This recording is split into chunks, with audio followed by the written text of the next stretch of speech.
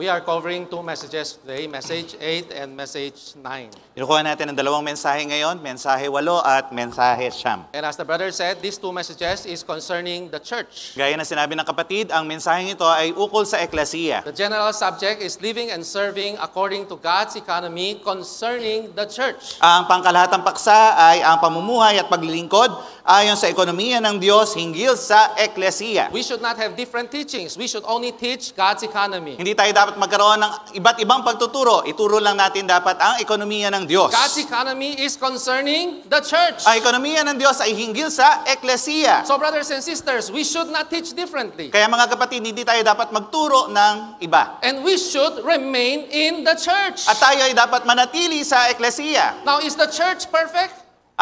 Sakdal ba ang eklesiya? Is the church condition always glorious? Ang kondisyon ba ng eklesiya ay laging maluwalhati? When Paul wrote Timothy, the church in Ephesus was in decline. Noong sinulat niya ang Timoteo, ang eklesiya ay nasa pagkababa. When we look at our condition of our church, is it always very glorious? Pag tinignan ba natin ang ating lokal na eklesiya, ito ba ay laging maluwalhati? Maybe not. Maring hindi. But remember, God's economy is concerning the church. Pero tandaan nyo, ang ekonomiya ng Diyos ay hinggil sa eklesiya. So no matter what happened, we should never leave the church life. Kaya anuman ang mangyari, huwag na huwag tayong aalis sa buhay eklesiya. No matter what is the condition of the church, Anuman ang kondisyon ng eklesiya, we should never leave the church life. hindi tayo dapat na umalis sa buhay eklesiya. And we need to see the vision of God's economy. At kailangan natin makita ang pangitain ng ekonomiya ng The Diyos. church will eventually reach God's standard. Ang eklesiya ay aabot sa pamantayan ng Diyos. Now, these two messages is concerning the function of the church. Ngayon, itong dalawang mensaheng ito ay ukol sa pangsyon ng eklesiya. Before reading this title, if I ask you, what is the function of the church? Bago nyo basahin itong pamagat, tanungin ko kayo, ano ang pangsyon ng eklesiya? What would you think? Ano ang iisipin ninyo? Some would say the function of the church is to worship God. Maaring sabihin ng iba, ang pangsyon ng eklesiya ay sambahin ng Diyos. Some would say the function of the church is to help the poor. Maaring naman sabihin ng iba, ang pangsyon ng eklesiya ay tulungan ng mga mahihirap. Some would even say the function of the church, which they refer to the meeting hall, is to be used as the evacuation center. Maaring ang ilan sa inyo sabihin din na ang pangsyon ng eklesiya o yung meeting hall ay maging evacuation center. But what is the function of the church? Pero ano ang pangsyon ng eklesiya? Number one, the function of the church is the house of the living God. Una, ang pangsyon ng eklesiya ay ang bahay ng buhay na Diyos. And our brother pointed out, the house is not just the house, physical house. It is the household. At ito, tinuro na ating kapatid na ito ay hindi pisikal na bahay, ito ay ang sambahayan. And then the word living God, it also shows it is a matter of life. At yung salita na buhay na Diyos, pinakita sa atin na ito ay bagay ng buhay. Both the household and the living shows us the church as the house of the living God is a matter of life. Kaya yung sambahayan at ang pamumuhay, pinakita sa atin ang buhay eklesiya ay bagay ng buhay. Then the second function of the church is the pillar and base of the truth. At ang pangalawang pangsyon ng eklesiya ay ang haligi at saligan ng katotohanan. So this is a matter of the truth. Kaya ito ay bagay ng katotohanan. So what is the function of the church? Kaya ano ang pangsyon ng eklesiya? It is to express life Ito and ay- to uphold the truth. Ito ay ang ihayag ang buhay at ang tanganan ang katotohanan. So this shows that we have to know the truth and we have to receive and experience life. Kaya ito ay nagpapakita sa atin na dapat natin matanggap ang katotohanan at dapat nating maranasan ang buhay. Now, we don't have the time to go to the details. Wala tayong panahon para pumunta sa detalye. But sometimes we will say, oh, this brother, he is more truth. Pero maaari natin sabihin na itong kapatid na to, marami siyang katotohanan. And this brother is more life. Itong kapatid naman na to, maraming buhay. There's no such thing. Walang ganung bagay. Life is Christ. Ang buhay ay si Kristo. Truth is also Christ. Ang katotohanan ay si Kristo rin. When you say a brother is more truth, you actually mean he's more doctrinal. Pagka sinabi mo na ang kapatid ay maraming katotohanan, sa katunayan, ang ibig mo sabihin ay marami siyang doktrina. And when you say this one is more life, maybe you mean he has a lot of experience, but he does not know how to explain the truth. Pero pag sinabi mo naman, yung isa ay maraming buhay, pero ang ibig mo sabihin, meron siyang karanasan, pero hindi niya alam ipaliwanag yung But the katotohanan. church is both the house of the living God and the pillar and base of the truth. Pero ang eklesiya ay kapwa ang sambahayan ng Diyos at ang haligi at saligan ng katotohanan. So which means the church, when people come to the church, they should touch life and they should touch the truth. Kaya ito ay nangangahulugan na pag ang tao ay tumungo sa eklesiya, dapat nila mahipo ang buhay at ang katotohanan. which is God Himself. na siyang ang Diyos mismo. That's why the last point of message 8, which we read a while ago, Kaya ang huling punto dito sa mensahe 8 na I think binasa it's natin worth kanina, looking at it again. tingnan natin muli. When every brother and sister is full of life and truth. Sa huli, ang... Oh, Roman numeral, message 8. Kapag ang bawat kapatid na lalaki at babae ay puspos ng buhay at katotohanan, The ang church will be strong as the house of the living God and the pillar and base of the truth. ang eklesiya ay magiging matatag bilang bahay ng Diyos na buhay at haligi at saligan ng katotohanan. This is what is needed in the Lord's recovery today. Ito ang kinakailangan sa pagbabawi ng Panginoon ngayon. So what do we need today? Ano ang kailangan natin ngayon? We want every brother and sister to be full of life and truth. Nais natin na lahat ng mga kapatid ay puno ng buhay at katotohanan. Now, message 9 is the third function of the church, Ngayon sa mensahe siyam ay ang pangatlong pangsyon ng eklesiya. which is the corporate manifestation of God in the flesh. Na siyang ang sama-samang kahayagan ng Diyos sa laman.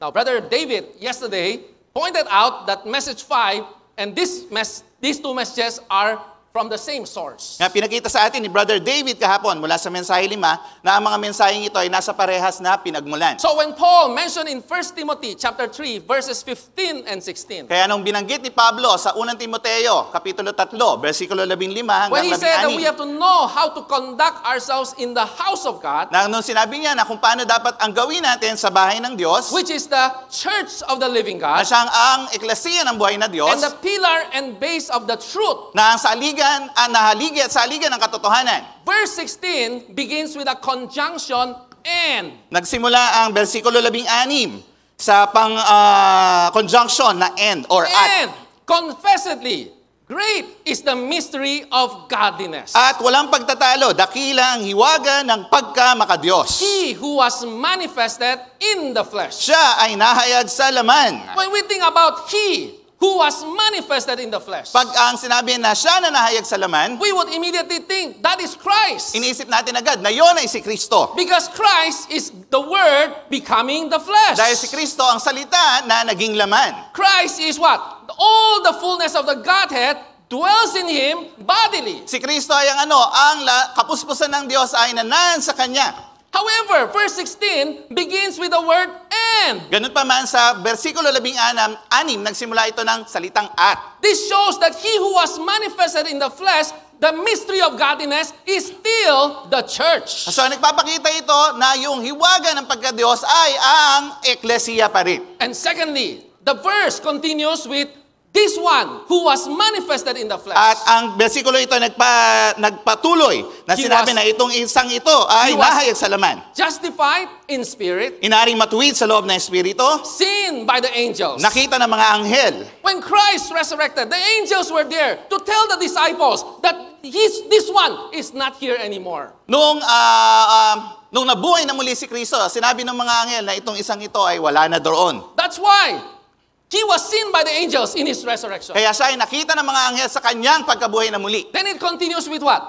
Preach among the nations. At siya ay nagpatuloy na pinangaral sa mga bansa. And believe on in the world. At sinampalatayanan ng sanlibutan. And then taken up in glory. At tinanggap sa itaas sa kaluwalhatian. It seems that the order is wrong. Para bang mali yung pagkakasunod-sunod. Because after He was seen by the angels, Dahil pagkatapos na siya ay makita ng mga anghel, which is His resurrection, na siya ang kanyang pagkabuhay na magmuli, then what's next is that He ascended, taken up in glory. ito ay nagpakita na tinanggap sa itaas sa kaluwalhatian. So this shows what? Ito nagpapakita ng ano?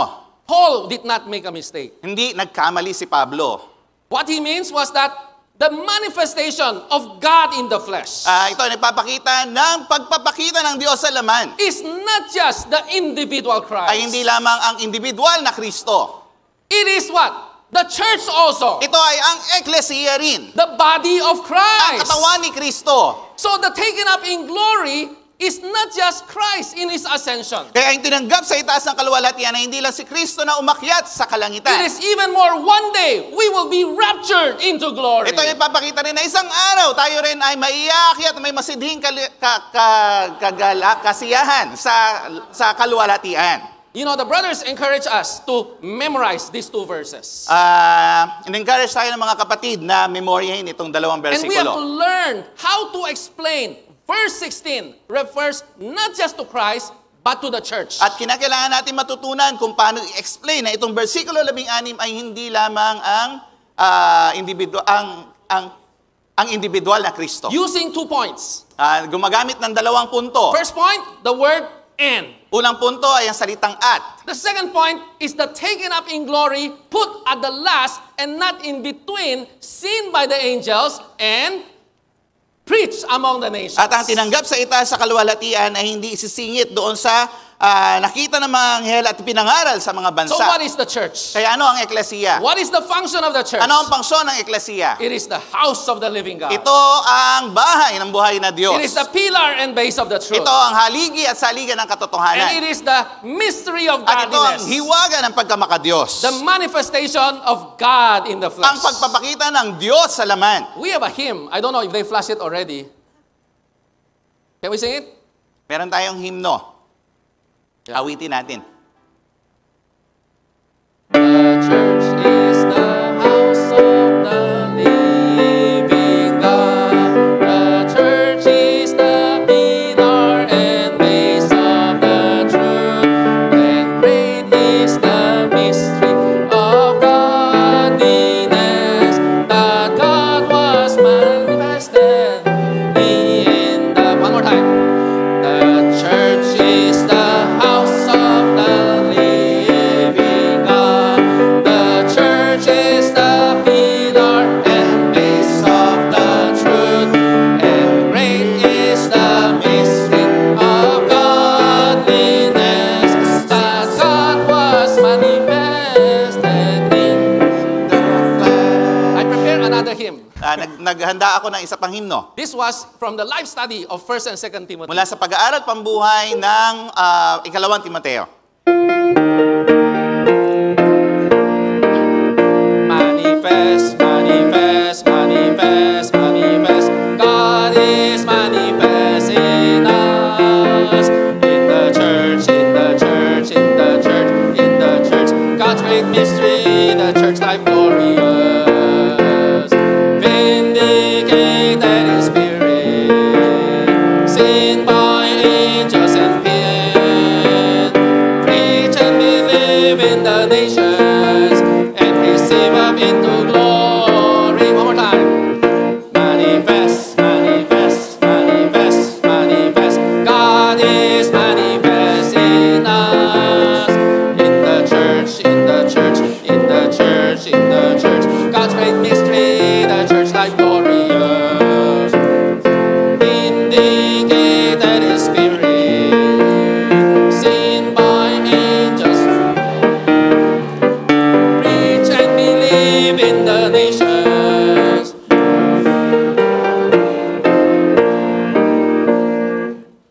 So what is the church? Ano ang eklesiya? The house of the living God. Ang bahay ng buhay na Diyos. The pillar and base of the truth. Ang haligi at saligan ng katotohanan. And the mystery of godliness, the manifestation of God in the flesh. At ang hiwaga ng Diyos ay ang kahayagan ng Diyos sa laman. Which means when people come to the church, what should they see? At nangangahulugan na ito na pagka tumungo ang mga tao sa eklesiya, ano ang dapat nila makita? They should see God Dapat nila manifested in makita the flesh. ang Diyos na nahayag sa laman. And 1 Corinthians 14 mentioned the same thing. At sa unang Korinto, Kapitulo 14, binanggit din ang parehas na bagay. When the whole church comes together, Pagka ang buong eklesiya ay nagsama-sama right? And everyone prophesies. at lahat ay nagpropesiya. And when a new believer, an unlearned would come, At pagka ang bago mananampalataya ay dumating, he would be convicted by all, he would be examined by siya ay all. makakonvict ng lahat at ma-examine ng lahat. And what will he say? He will say, God is really among you. At ano ang sasabihin niya? Tunay na ang Diyos ay sumasa inyo. So today, when the saints, when people come to our church meetings, Kaya pagka ang mga tao ay tutungo sa ating mga pagpupulong ng eklesiya, do they say,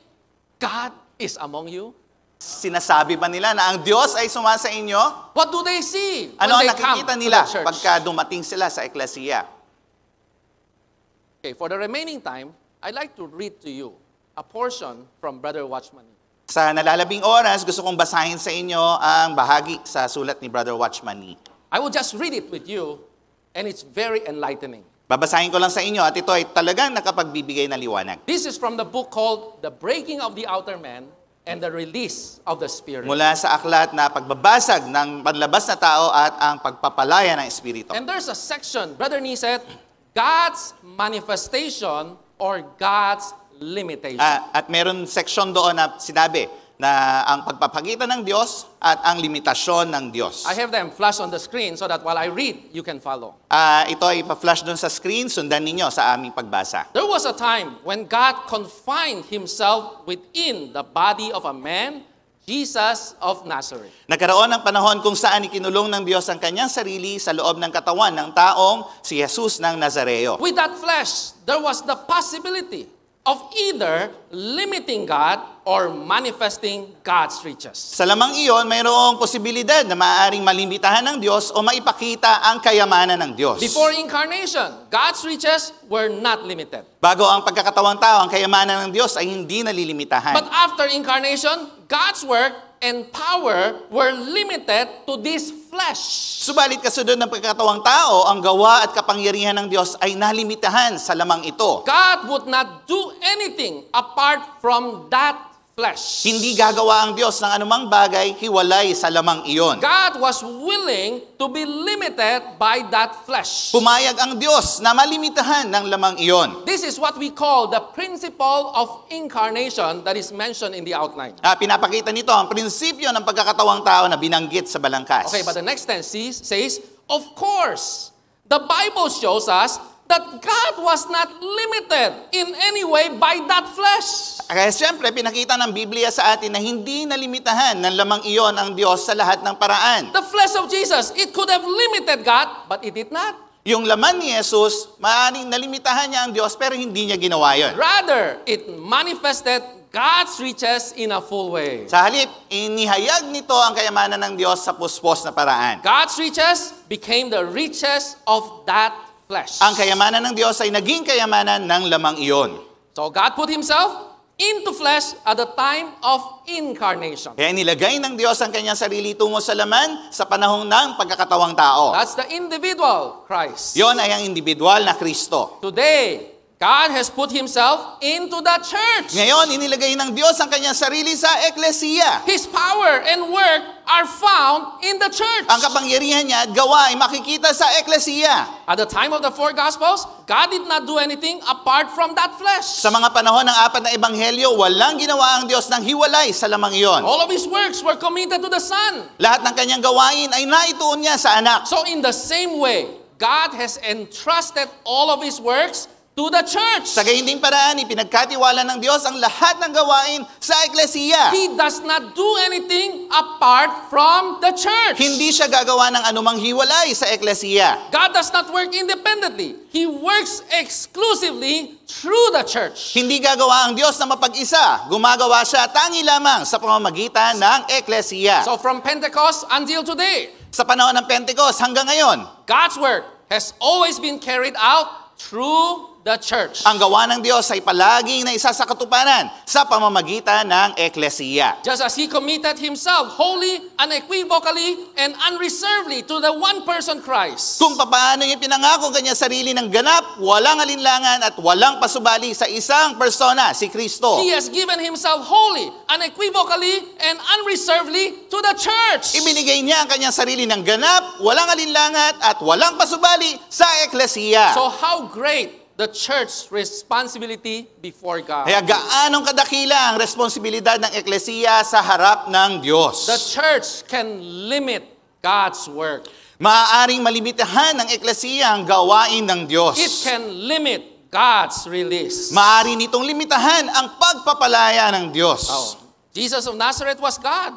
Si Jesus na Nazareo ay Diyos. God was manifested in him. Naipakita ang Diyos sa kanya. He did not limit God Hindi niya nilimitahan ang Diyos. because everything within and without him was taken up by God. Sapagkat ang lahat ng bagay sa loob at labas niya ay nakuha ng Diyos. His emotions were God's emotions. Ang kanyang damdamin ay ang damdamin ng Diyos. His thoughts were God's thoughts. Ang kanyang kaisipan ay ang kaisipan ng Diyos. While he was on the earth, he did not come to do his own will. Noong siya ay nasa lupa, hindi siya dumating upang gawin ang sarili niyang kalooban. But the will of the one who sent him. Bagkus ang kalooban niya ang nagsugo sa kanya. The Son did nothing from himself. Walang ginawa ang anak para sa kanyang sarili. He only did what he saw the Father doing. Ginawa niya lamang kung ano ang nakikita niyang ginagawa ng Ama. He did not say anything from himself. Hindi siya nagsalita ng anuman mula sa kanyang sarili. What he heard from the Father, these things he spoke to the world. Kung ano ang kanyang narinig mula sa Ama, ito ang kanyang isinalita sa sanlibutan. In him we see a man in whom God entrusted himself. Sa kanya makikita natin ang isang tao kung saan ipinagkatiwala ng Diyos ang kanyang sarili. God could say that this was the Word becoming flesh. Maaring masabi ng Diyos na ito ang salita na naging laman. God becoming man in a full way. Diyos na naging tao sa lubos na When paraan. God wanted to dispense His life to man, this one could readily respond.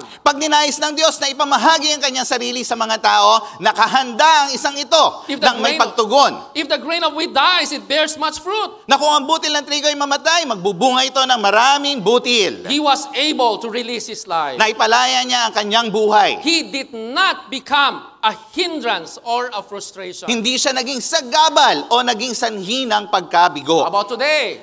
Paano tayo ngayon? Today, God has chosen the church Ngayon, pinili ng Diyos ang eklesiya to be His vessel. upang maging kanyang sisidlan. He has put Himself, His power, His work into the church. Inilagak niya ang kanyang sarili, ang kanyang kapangyarihan, at ang kanyang gawain tungo sa eklesiya. His desire is to release Himself through the church. Ang kanyang ninanais ay mapalaya ang kanyang sarili sa pamamagitan ng eklesiya. The church is the oracle of God, Ang eklesiya ay ang orakulo ng Diyos. the vessel through which God manifests His power Ang sisidlan kung saan ipinapakita ng Diyos ang kanyang kapangyarihan and accomplishes His work. at isinasakatuparan ang kanyang gawa. If the church affords God a way today, Kapag ang- God's power and work will be expressed. Kapag ang eklesiya ay magbigay ngayon ng daan para sa Diyos, ang kapangyarihan at gawa ng Diyos ay mahahayag. If the church fails, God will be limited. Kapag nabigo ang eklesiya, malilimitahan ang The Diyos. fundamental teaching of the Gospels is that God was in a man, Ang pangunahing pagtuturo ng mga ebanghelyo ay ang Diyos ay nasa isang tao. while the fundamental teaching of the epistles is that God is in the church. Habang sa mga liham naman ay ang Diyos na nasa eklesiya. The Gospels tell us that God was only in one man. Sinasabihan tayo ng mga ebanghelyo na ang Diyos ay tangi lamang nasa iisang tao. He was only in Jesus Christ. Siya lamang ay nasa loob ni Heso The Kristo. epistles show us that God is only in the church. So ito ay papakita lamang sa atin na ang Diyos ay nasa tangi lamang sa eklesiya. He's not in any organization or congregation. Wala siya sa anumang organisasyon o kapulungan. He is only found in the church. Matatagpuan lamang siya sa eklesiya. May our eyes be open to see this glorious fact. Mabuksan nawa ang ating mga mata upang makita ang maluwalhating katunayan na ito. Okay, last part. Then once our eyes are open to this glorious fact, Kapag nabuksan ang ating mga mata sa katunayang ito, we will spontaneously lift our gaze heavenward and say, "My God, how I have restricted you." kusang-kusa nating iaangat ang ating pagtingin tungo sa kalangitan at sasabihin, "O Diyos ko, gaano pala kita pinigilan." When the Almighty God dwelt in Christ, He was still the Almighty God. Noong ang makapangyarihan sa lahat na Diyos ay nanahan sa loob ni Kristo, siya pa rin ang makapangyarihan sa He lahat na was Diyos. not limited or diminished in any way. Hindi siya nalimitahan o nabawasan sa anumang paraan. God's hope and goal today is that in the church, He would continue to be the Almighty One,